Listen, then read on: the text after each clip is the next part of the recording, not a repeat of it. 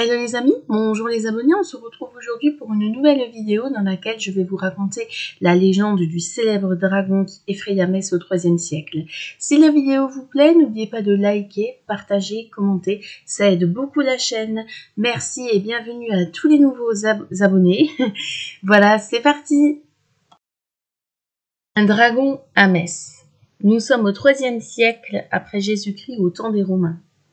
Notre légende prend place aujourd'hui à Divodurum Medium Matricorum, qui deviendra plus tard la ville actuelle de Metz en Lorraine. Mais pour plus de fluidité dans cette vidéo, on va continuer à dire Metz. En ce temps-là, Metz était une grande métropole qui détenait l'un des plus grands amphithéâtres de la Gaule, près de 25 000 places.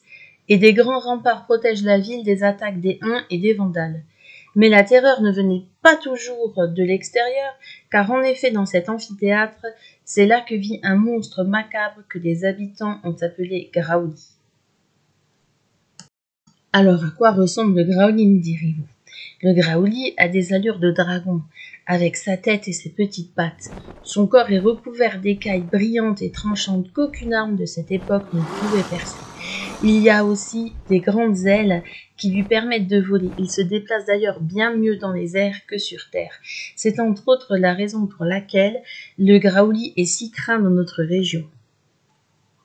Et pour cause, rien n'est fait de Graouli qui se terre la journée dans l'amphithéâtre et ne sort qu'au crépuscule, semant la mort, la terreur et l'épouvante.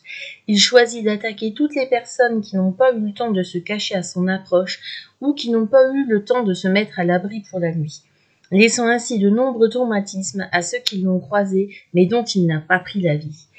Au fur et à mesure que le temps passe, certains habitants ont fait le constat que Graouli ne s'approchait jamais de l'eau. C'est en effet la seule chose que le monstre ailé craint.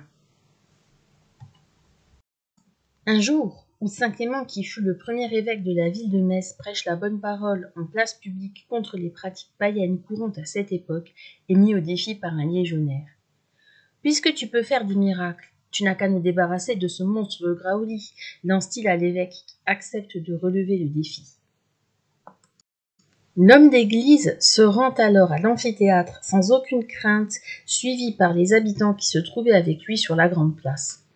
Il s'avança et attendit que Graouli vienne l'attaquer. Mais au moment où le dragon s'apprête à fondre sur lui, Saint Clément fit un regard froid et un geste de la main qui arrête Graouli dans sa course.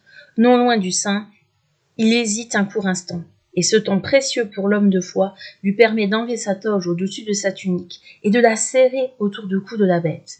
Dans ce combat rude, Graouli lutta pour déchirer le vêtement, mais ses petites pattes l'en empêcha. Une fois à terre, il est privé de ses défenses. Saint Clément le traîna jusqu'à la rivière où il noya Graouli. Une fois revenu en ville, la nouvelle se répandit rapidement et les habitants de Metz lui firent un immense triomphe. Et depuis ce jour, on ne vit plus jamais de monstres dans la région, et chaque année, les habitants de la ville de Metz commémorent la mort de Graouli. Si vous avez regardé cette vidéo jusqu'au bout, mettez Graouli en commentaire. Et d'ailleurs, si vous visitez Metz, le quartier de l'amphithéâtre est l'un des quartiers les plus anciens de la ville, et on peut voir les vestiges du rempart qui protégeait l'ancienne ville romaine. Voilà, j'espère que cette vidéo vous aura plu. Bye bye à tous.